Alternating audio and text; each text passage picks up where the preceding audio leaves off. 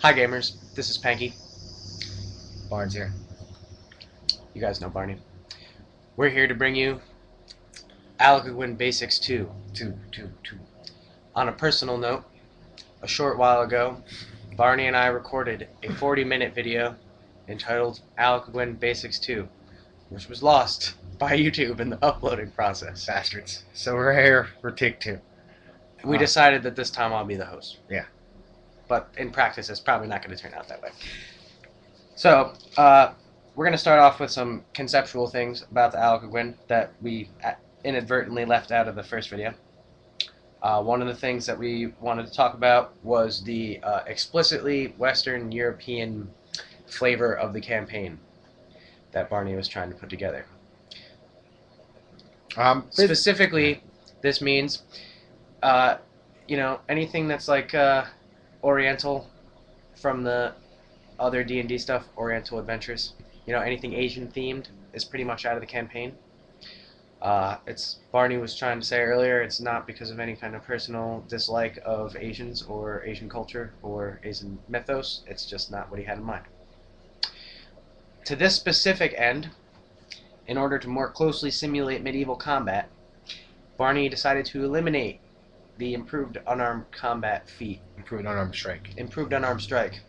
Which is a prerequisite for a lot of like improved grapple. I think it might be for other like melee,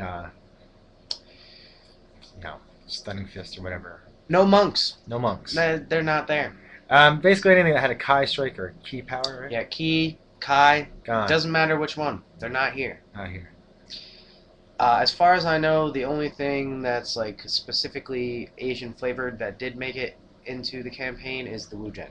The Wujen did make it, yes. I'm not sure what Barney's reasoning for that was. I guess he just liked them more. And shamans. Only because although shamans are present in Western.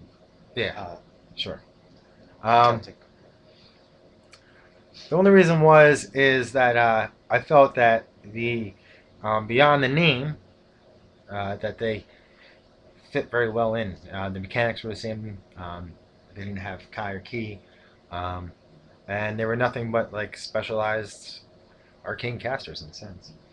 I think also at the time that Barney made the game decision to use the Wujen, there was no such thing as the elemental specialist wizard that was introduced by Pathfinder. I don't know if that would have mattered. Now, do you think it worked by taking these measures? Do you think it emulated more of a Western European setting by eliminating those things? Or? Yeah, and I can think of counterexamples where like unarmed combat played into Western mythos, but it's not as significant. Ultimately, you're thinking more of guys with swords. Yeah, I basically wanted to force people to use weapons and armor. I feel that one element of medieval combat that unfortunately got minimized in the last campaign was knights jousting lances on horses. Now, that because of the way that Barney chose to limit unarmed combat, it pretty much made using a lance and riding on a horse the biggest damage you're going to do with weapons, and for whatever reason it just wasn't convenient for our characters to travel with mounts all the time, so it didn't really play into it as far as gameplay for us. It was in the story a lot. We met knights on horses with lances. All right. So you did think it worked? It did. Oh. It was, yeah. It was throughout. Another concept that Barney was trying to incorporate into the specifically political and international level of the game was the arms race. He wanted the arms race to be suggested in the campaign, simulated, and we were just discussing it. Arcane magic essentially replaces nuclear technology in this arms race, and the battle for control of arcane magic is like huge in the plot of the game. In this campaign world, divine magic is pretty prevalent. The plane itself is a deity, so as far as like the tech magic skill, tech magic spell, arcane ores are a category higher. They stick out more against the divine magic background. So what's next? What do we want to talk Technical malfunction. Somebody had asked me where we got the name Aeluqygwen from, and so we're like, I had basically an idea of the sound that I wanted, and I had an idea of the look of the word that I wanted, based off of Welsh and German. But He asked me how I thought it should be yeah, spelled, and I told him that I didn't want to come up with a spelling, so he made a list of spellings, and I went over them and chose a few, and then we narrowed it down. And I think that we wanted it to look like it was fancy and translated from some other language yeah, because it was Elvish. supposed to be Elvish. Yeah, and so in my head, like I was thinking of words that kind of like reminded me of Tolkien Elvish. Look at the word up at the top of the screen there. It looks fancy, doesn't it? Looks fancy. You like it. All right. So that's most of the concept stuff. Now we want to get into. That is mostly. But there is the concept about philosophical geographical locations. Oh yeah. Okay. So We mentioned before I wanted it to be a dualist world, a bipolar world. Um, go on. What you're gonna say. it's fairly explicit. It's on the map. You're gonna notice this tendency as we talk about like different racial groups and different nations and organizations. This tendency. We don't have North and South in the campaign. Those have been replaced by a numeric system of judging Degrees. We talked direction. about that briefly. But yeah, the good, predominantly good philosophies dominate the top of the map. The predominantly evil philosophies dominate the lower half of the map, and then in the middle there's a band of neutral area. Yeah. And I It wanted. kind of makes the map seem like a chessboard, which I think was intentional. Barney is a big fan of chess. I am a big fan of chess, and I beat the guy who was third in Michigan. Well, 5 times in a row actually. That's right, Rutger. Wherever you are, I whooped you 5 times. What? How you like them now? All right, sorry. I'll meet you in Holland, Michigan. So anyway, Let's talk about the races. Is that okay, right? yes. So, in Barney's campaign, there are a lot of restrictions in character creation due to the realities of the campaign world, restrictions on race and restrictions on class, and basically what we wanted to do was go down the basic races and classes and fill you all in where everybody was at. Let's start with the dragons. Yes, we're gonna have to start with them. Now the dragons were on the prime material plane. The chromatic and the metallic dragons were on the prime material plane before the gods had arrived, and they had witnessed the transformation into a divine plane. As such, they're not from the Urte, and the Urte, the divine god, the plane that the characters live on, is ascending to become conscious. And to do that, it needs to think clearly, trying to get its thoughts together. And so outsiders To and center oneself. and creatures they're not from the plane clog its clarity and make it hard for it to focus. So the plane itself does not want these factions of dragons there. And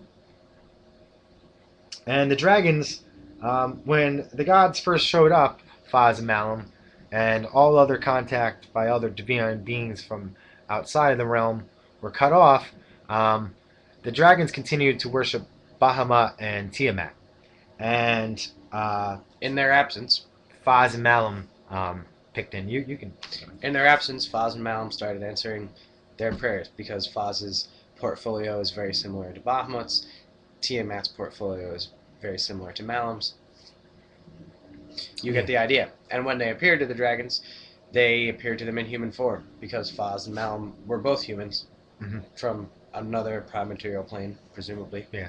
And because their gods started appearing in these strange new forms, Drac society moved to emulate these new forms, resulting in them taking on clothing and wearing wigs, vanity, wigs, yeah.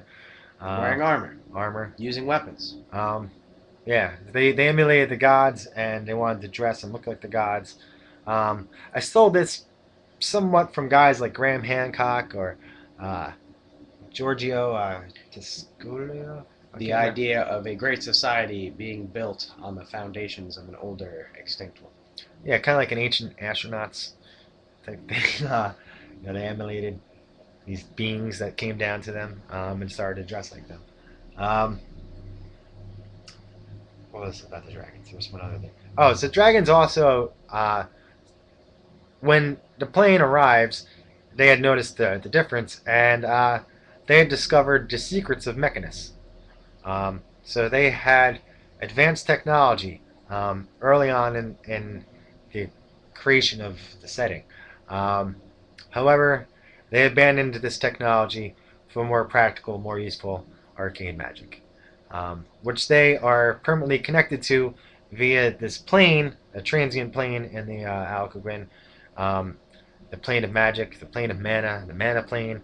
It's just this plane of, it's like a battery kind of to the plane that connects the Aeluqygwen to the inner planes, and it is pure energy, and it's you can't really travel there or really exist there. It's kind of like the positive or negative energy planes in that respect. Yeah, Nothing goes on there. nothing goes on. Nobody lives there. Nobody lives there. It does at different points in the Aeluqygwen, arcane energy will be higher or lower, and I basically deal with that description. I don't have any mechanical aspect of how to determine how much power juice is in that particular arcane realm at the moment. Or arcane powers in It's that still a particular little location. fluffy. Yeah. So the dragons eventually abandon technology, um, and as the other races discovered, it's kind of shocking to them because that's what they covet most. Um, let's go to the next race. Where you at? When I like flail every time the screen goes black, does the video just keep rolling? You just keep rolling. Yeah. All right. So anyway, yeah, going down the list of races here. The dwarves. The dwarves are a little bit different in the world. Dwarves and giants are all descended from titans. Yeah, Some Titans. some of you won't like this. Some of you will not like this. The dwarves are related to Titans as well as the giants in this world. They're just particularly small. Yes, they're just small giants. That's really the only change I made in them, except they're much more reclusive. They don't involve themselves in politics. No. They don't involve themselves with the other races. No, they're Our pretty. interaction with dwarves in the campaign was extremely minimal. They don't have a lot of compassion for other races or for um, even what's happening to other races. They're pretty content to live in the mountain with their silver and their gold and their gems and worship their spirits. They're animists. For the most part, At the top of the map, they're all mostly good. yeah, Bottom of the map, mostly evil, but they're still animists. they don't have gods. They don't have gods. These dwarves. No Moradin. Elves. Now, elves. The time of elves has passed, and the elves were almost eliminated in like a genocidal war against them. Perpetrated by the dragons. The dragons and the humans. Later on, the humans. Later on, the humans. The humans hit them when they're down, you know. And I'm trying to think about differences with the elves. Elves particularly are tasty to dragons in this world, It is significant that the drow are extinct. and it is significant that the Drow are extinct. They lost fighting to the dragons in the veins of the Earthe, which are these tunnels under the ground, and in the spirit world, they're actual traveling veins that you can jump into. Your spirit can jump into, and you get pumped towards the heart. Handy for getting around. That is handy for getting around. If you're like me, you're not going to miss the drow. Just saying. The Drow died. Yeah. Gnomes. Some of you are not going to like this. Gnomes are dead. They died off. They were defeated by the humans in the war versus the subhumans at the end of the time of the elves, and One of our players was pretty upset about that. yeah, He's a gnome enthusiast. gnome enthusiast. And I would like to point out that the first place that gnomes were reported in North America is in our area by Henry Hudson. So there is a little bit of like gnome sympathy around this area. Hmm. You Um, know, you never knew that, did you? but there's lots of garden gnomes and gnomey stuff. All right, we're in the land of gnomes. Anyway, gnomes they stayed back It to makes fight. perfect sense. They stayed back to fight the Everything makes sense. massive human combined armies that were coming down on the subhumans, and they volunteered to hold off the humans, They took one for the team. and they revealed their technology that they had been working on, and they were in a pitched battle with the humans, which they nearly won, which came down to the last men, and they lost. Um, Their ultimate weapon had a malfunction. yeah, there was rumors of a gnome nuke, um, and there's speculation on whether the gnomes had used the nuke, but if the things would have been different, if it even would have worked, if it even existed. The gnomes also had north and south. All right, yeah, that's worth mentioning, I guess. They're gone. They're gone now. That's the point. They're dead. There's two. There's two survivors that were in suspended animation, They got rescued by this shaman named Beal Bancroft. which was his character in the last campaign, but we'll get into that. Where are we at? Half elves are pretty much the same as elves, except half elves are probably a little bit more. Because of the persecution against Yeah. them on the continent, they only live in the Republic, and I assume that the majority of half elves probably live amongst the elves Mhm. out to the right. It's a very racist world, I guess. The dragons aren't good because like they want humanity to be good. They're good because they believe in like good for dragon kind. They don't really care about humanity. That's what they conceive as good. And yeah, sure, the way that they treat their lesser species is a judgment on how good they are, how good their society is. But to them, the heart of being good means being good to other dragons. You know, maybe a good dragon, a good man is less likely to kick his dog Yeah, to sure, a certain extent, sure. but still keeps the dog as a pet. Just kill keeps the dog as a pet. It's not an equal. And so dragons do that. Where are we now? Half orcs, which leads us to a larger group, goblinoids in general. They don't exist. They don't exist. They've never existed. They have never existed on the It has plane. been speculated by some people that the goblinoids will come to rise. After Speculated the by me. There was some player speculation that the rise of the goblinoids was going to be the next era on the Aeluqygwen, the next race to be chosen by the gods. Cast and evil. But Barney thinks that goblinoids are boring. I do. I do not like orcs. I'm not a big fan of orcs and goblinoids. I think Tolkien did it better than I ever could. And to death. And to death, yeah. Halflings. Halflings are called pecks. And They are human. Right? yeah, they're human They're essentially. subspecies of human. They're a subspecies of human. Nowadays. Some people are going to have a Yeah. problem with that. Some people are going to have a problem with this. Maybe some people won't.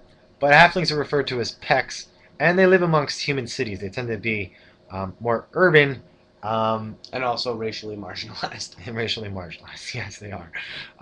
They're better off in the Republic. They are better off in a Or republic. the fledgling It- Empire of Man. Just to really explain this quickly, there's only a couple places in the Aeluqygwen where non-human races are accepted as equals, and that is in the Republic of the Aeluqygwen, which consists of several sovereign provinces, a few provinces, and several themes. Themes are was a Roman categorization of possession, land territory. that they Disputed possessed. territory, more or Uh, less. And it was just an idea that they had for the place, kind of. And that's where I gathered the term themes from. The Republic is not ruled by nobles. Nobles have a direct connection to the land, kind of like an Arthurian style, and the Republic does not have this. And therefore, their lands suffer by not having this spiritual connection of a leader to the land.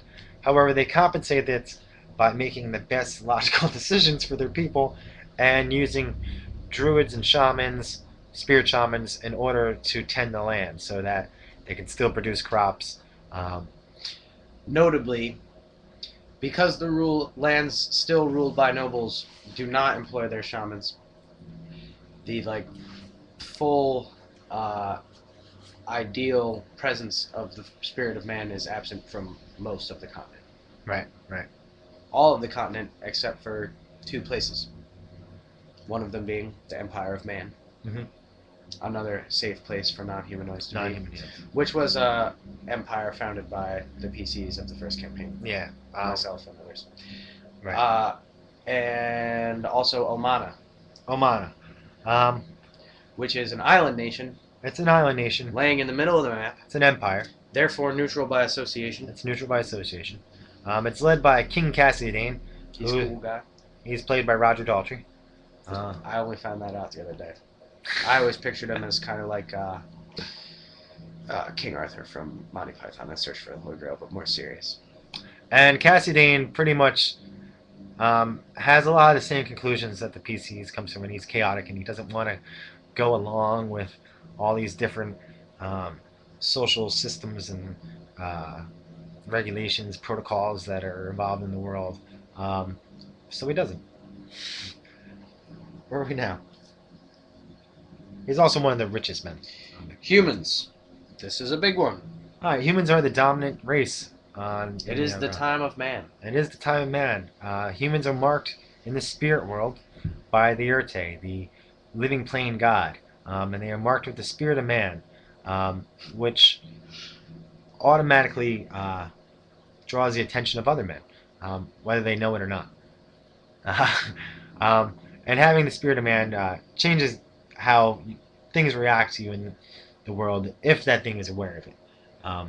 Not all creatures on the thing actually believe in the spirit world. And we've talked about a lot of things in this video, but we've kind of failed to mention that forbidden knowledge plays a big role too. So, like things like we said, like it's like a disc or like a piece of turf floating out in the People don't know that. People don't know that. Lots of human beings don't know that dragons exist at all. They think that the planet's round. There's no such thing as dragons. They're just myth.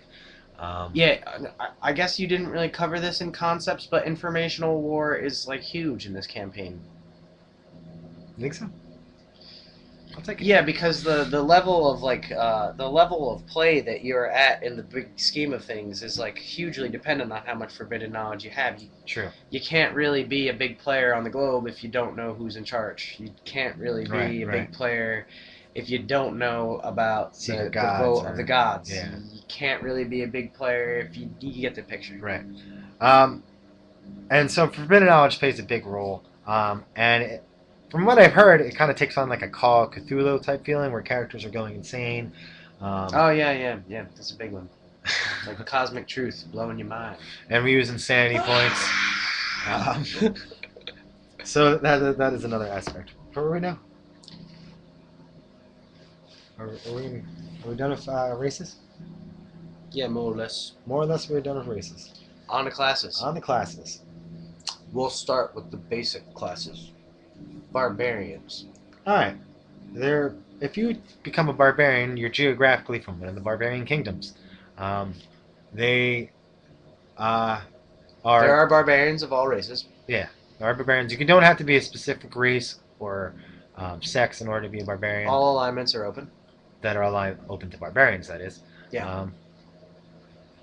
But barbarians as a whole are animists. If you're a barbarian, you are an animist. That's just the way it goes. Either because if you're barbarian and human, those factions are animist. And if you're non-race, you don't believe in the gods.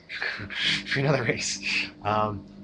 There are some other races like elves that do refer to like the gods as Ma and Pa, but don't have much faith in them and have taken up animism. They're kind of like lost gods at that point. After a race has been chosen as the chosen race and the vote is unsuccessful, that race kind of refers to the gods as like lost gods or no longer loses faith in them, I guess you could say. Yeah, so barbarians there isn't many limitations on. Suffice to say that you can't go barbarian. You can't go barbarian though. Barring like certain extreme role-playing scenarios, such as if your character were to be stranded in the wilderness for years, yeah, insane, then he could become a barbarian. Another possible exception that we were discussing in the first drafts of this video was the possibility that if you are from a barbarian society, a barbarian community, that you could potentially have other class character levels that you would take before barbarians, but in that case you would probably take them fairly low in the build. Mm-hmm. All right, so next. That's barbarians. That's barbarians. Bards. Bards. Now, bards we're going to have to group with other classes, and some of them aren't in the core rulebook. But bards, all spontaneous casters belong to the same faction. You don't have to be human. However, it's less limited than other spellcasting classes, but you're still limited in the sense of, like, if you're not going to be human and you're going to be one of these classes, you're going to be hunted. Even if you are human, you're going to be hunted because you're going to be part of a faction. Now, Hammer, maybe you can help me with the pronunciation here. The Finnish word for fugitive. But which looks like fang. Yeah, it's Fange. And the name of the faction, or at least the evil faction of bards and sorcerers, warlocks, what else is a spontaneous arcane caster? Bards, sorcerers, warlocks. True speakers. Are they spontaneous? I'm pretty sure. I'm not sure. Anyway, any spontaneous spellcaster is all part of this group called the Fang Rouge. And actually, spontaneous spellcasters are illegal on the continent of Aeluqygwen. Everywhere.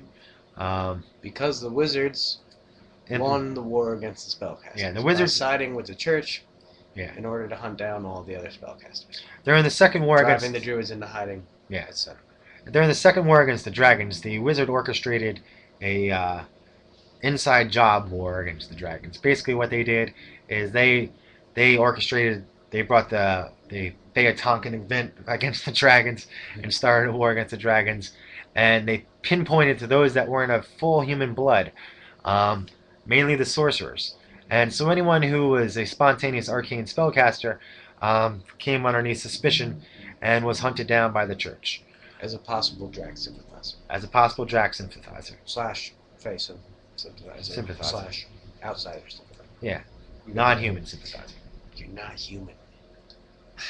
So that the bards work much more like geishas in this world. Now it's going to be a little bit hard to imagine a European type of geisha. You know, I don't know what you would call that. What would you call that? Kind of a courtesan? No, don't say that word. Because they'll just get going on the word courtesan and some stupid game that I don't want to talk about. Don't talk about that stupid game. Maybe it's not stupid. I shouldn't bash it. I've never played it. I just heard bad things about it. Where are we now?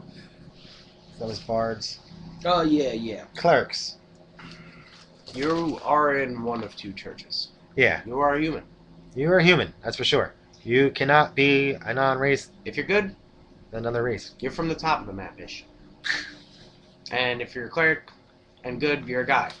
Because that's the kind of clerics that Foz likes. Yeah, you can't be a neutral cleric at all in this campaign setting. If you go neutral... The Urte is not a fully conscious being. Yeah, deity. Because of this, in our minds, he is unable to grant spells to clerics the way that fully fledged gods are. Mm-hmm. Instead, he gives spells to rangers and druids. Mm-hmm. So, you can't be a neutral cleric. You're either evil or good. And if you're good, you got to be male. And then from the north.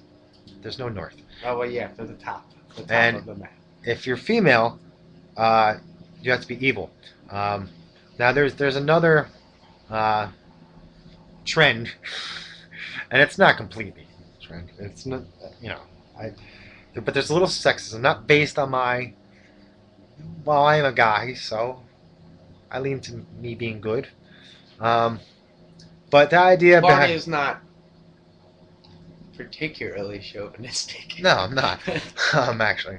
But the idea behind the evil, the essence that made evil was a woman scorned in this campaign. So, hell have no wrath like a woman scorned. So that was the... Barty may or may not have been in the midst of a breakup when he wrote his campaign? I don't remember, actually. I don't think I was. Um, and so women were are priestesses of Malum, and in order to be an evil priestess, you have to be female. Yes. Okay. Moving on now. Oh, if you are a cleric, and by circumstance turn neutral, you become a spirit shaman. Spirit shaman, which is going to be controversial, and in game mechanic terms, it seems a little bit weird. You get a whole new set of abilities and all this stuff, but in the game mechanic, it kind of makes sense because all of your abilities were granted by gods, and now game that story. you have, sorry, my bad. Yeah, so you have a new god, you trade your levels in, you get new abilities. Right.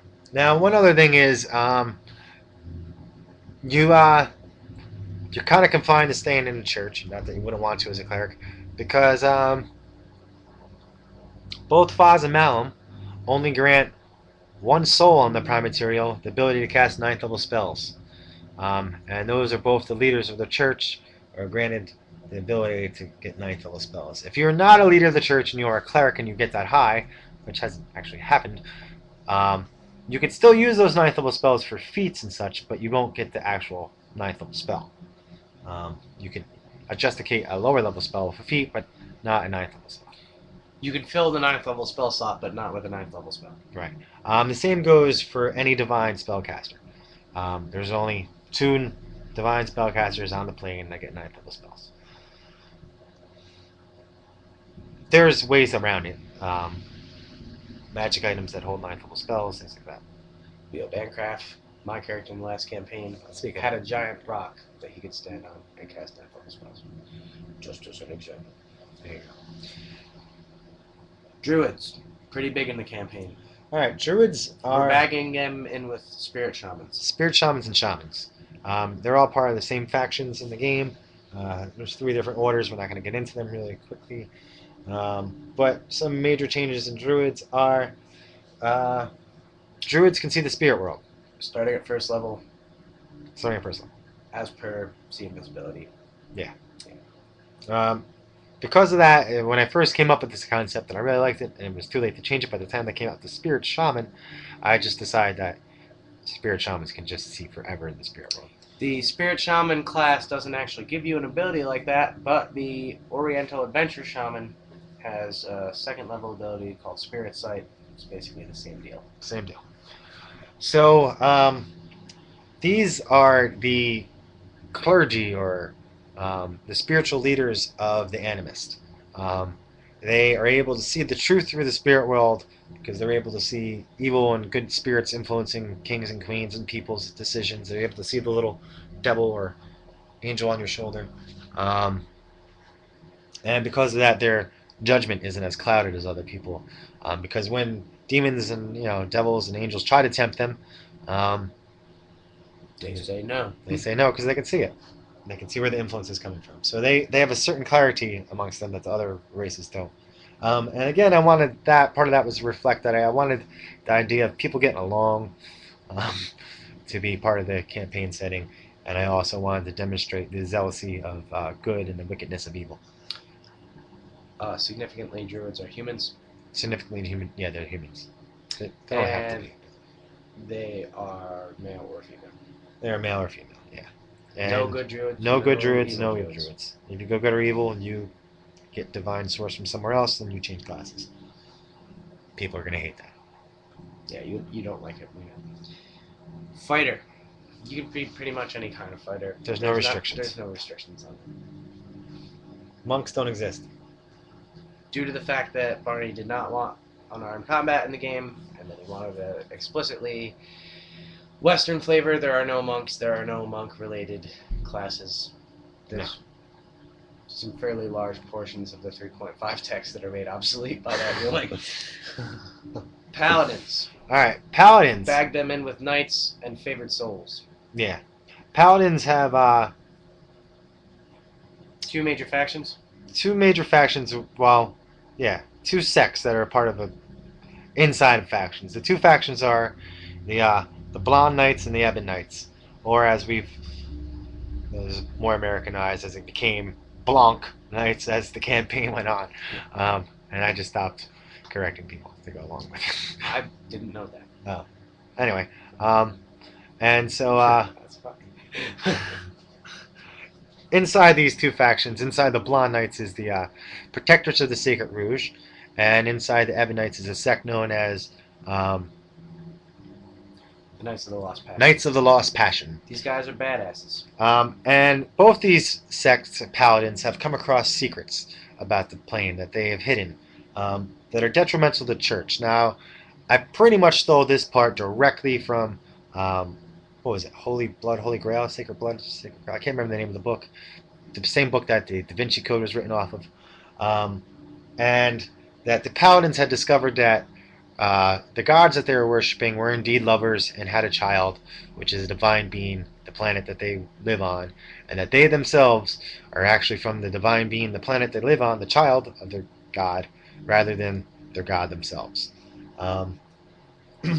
And paladins are followed around by a spirit guide, An angel, angel Archeon, in the case of the good ones. or a demon or devil in the case of the bad ones. Now, if you remember, the devils had conquered the demons through true name magic in this world. The blood war is over. The blood war is over, and demons are enslaved, and often they get sent on details that devils desirable. devils don't want to do personally.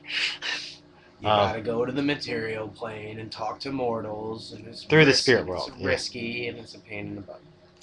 Now, these creatures are bound to the spirit world and aren't allowed on the material plane itself, but they are allowed to talk to their patron or their paladin, I guess, that they're assigned to. In extremely rare occasions, demons have been known to disregard this rule. Yes. And so they influence the paladin's actions, and the whole time the paladins are aware that they have information that could bring the churches crumbling down around them and change the order of the outcome. And in a sense, they blackmail the church sometimes.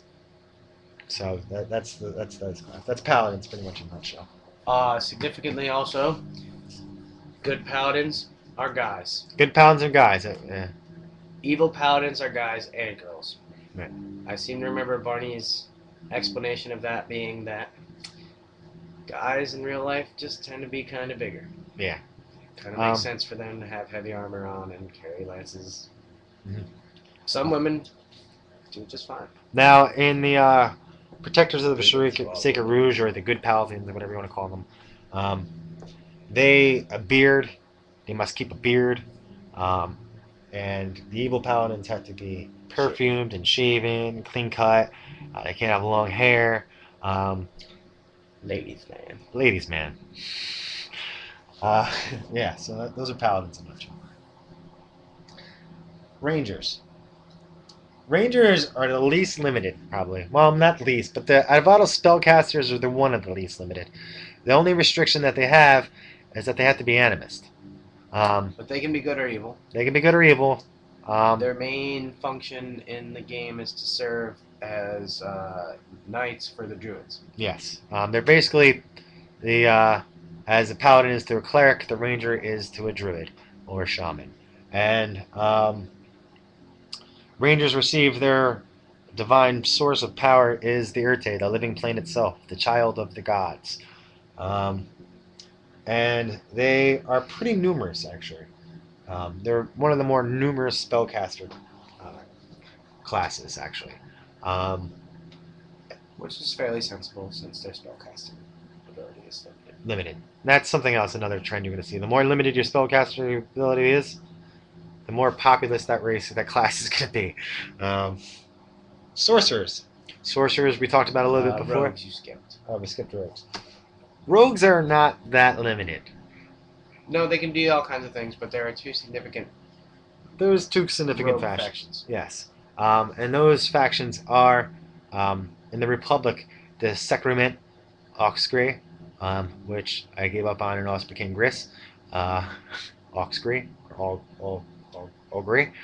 Ogris? Aeluqygwen? I don't know. It got mispronounced.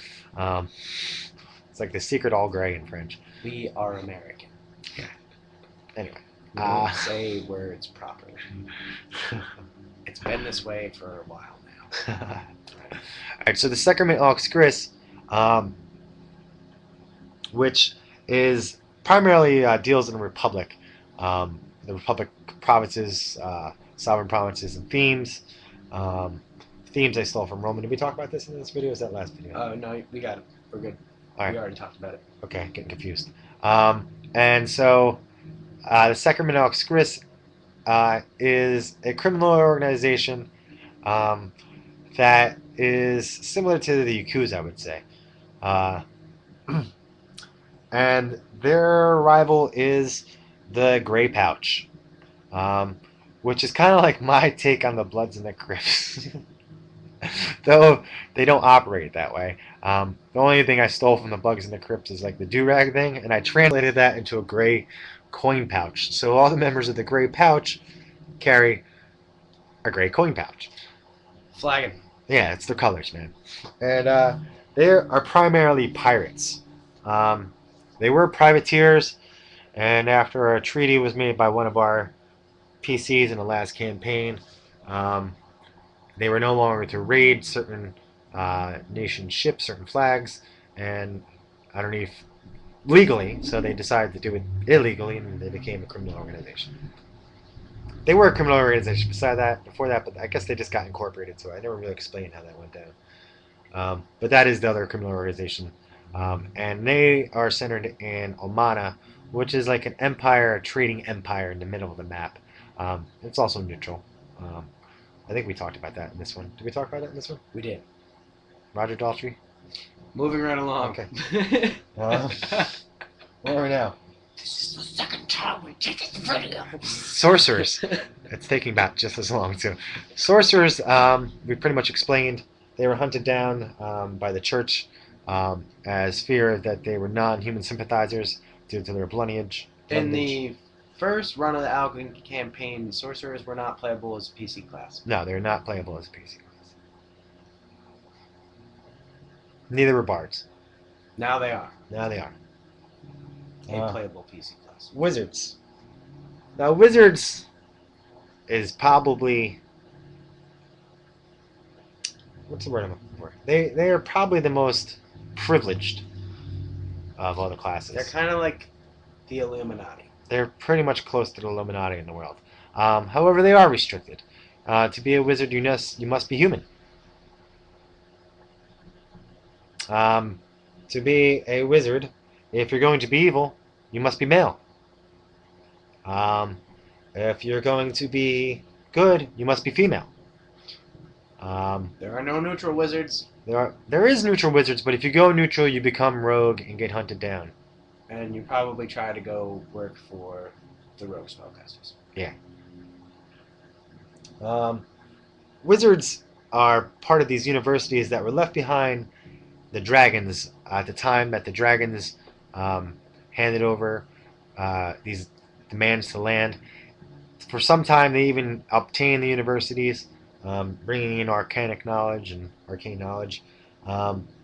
And it was during the Second War against the Dragon that the wizards got greedy and had the brains to implement a coup, basically, in their faction. And so they started a war against everyone else in their faction that couldn't prepare spells, basically. That didn't... Spontaneous characters, basically, got hunted down. And we talked about that briefly. Wizards get certain boons from their organization. I'm playing a wizard this time. He's playing a wizard this time. The Barnes doesn't really bow down to the gods' balance at all. I'll adjust it with the story. I question him.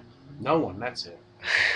I'll adjust it with the story, and I'll make story plots lines that make more characters more viable in certain parts of the story or whatever. But wizards mechanically get the most benefits, I guess. They have access to magic items. There's no magic shop here. Thank you, Ander. What the fuck is a magic shop? Excuse me. Sorry. I guess. I know. Alright. Yeah, wizards are like heavily manipulated. I feel like that's one of the drawbacks of playing them, is that they're pretty much watched, kept. Yeah, you're watched constantly. You can have anything you want, but you owe. and they want it now. Um, Earlier. Earlier, sooner than later. Um, Pretty much, as a wizard, your time is constantly, Delegated. yeah. You're always at work if you're awake. If you're awake, Actually, if you're asleep, you might also be at work. you might actually also be at work. However, wizards enjoy a certain freedom that other classes don't start with. They start with a large number of forbidden knowledge, um, which not every faction starts with. Some factions do start with forbidden knowledge. Why do you keep pointing to your nose? It's chapped. You're like picking your invisible nostril. It's chapped. Bro. Okay. It's cold outside. What else? Wizards have access to magic items. What else do we see? They're very influential in the world. Arcane knowledge by humans is rare. Wizards in this group can have any number of spells in their spell books. They can have as many spell books as they want. They can have as many spells as they want. Yeah, pretty much. You have access to that stuff. But you have to pay for everything. And you may not pay for that with cash, but you will pay. What else? So you better have grass. Grass or cash. So, is that it about the wizards? Yeah. There are two covenants. Wu Gens are with the wizards. Yeah, Wu Gens I are don't with know the if we wizards. said that or We not. didn't say that. It's all starting to run together, and I feel like that might be one reason to start A new video. bringing this video to a close. All right. So yeah, the wizards have two factions. They are the Tower of Benignon and the Covenant of Ubel. They are good and evil, respectively. Respectively, in this duelist world. The good wizards are female, and the evil wizards are male. Excuse me. And they are grouped with Wu Jan. Who else? Summoners And alchemists. and Alchemist. And they are all one faction together. Is that pretty much it for basics too? So that was it for